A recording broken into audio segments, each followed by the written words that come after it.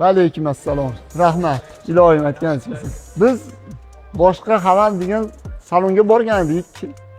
Shunga mashina bilan ketayotib, yo'lda ko'rib qoldik, to'xtadik, tushdik, narada xabar ko'rdik. Xabarni ko'rib, diqqat chiqib desa, bani changa mashina turgan ekan ko'rib, yoqtirib qolib, shuni olib ketyapmiz endi xudo xolasa inshaalloh. Shu maqtashdi, eng zo'r modeli, eng yaxshi zamonaviy, hozir odam minib rohatlanadigan shu deyapti. O'zimizning Cobalt'imiz bordi, mana eski qo'yganiga endi buni yangisini olib, ukamlar bir minib maza qiling deyishib, tavsiya qilishdi. Inshaalloh mana xudo xohlab nasib turgan ekan, mana minamiz endi.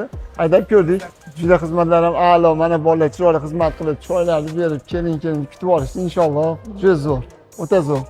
Biz bunchalik bilmaganmiz, shu yoshiga bir salondan mashina olgan emas, men oluvdik, salon bir boshqacha ekan. Kelsangiz, chiroyli qilib kutib, chiroyli qilib hamma yo'llar juda yaxshi.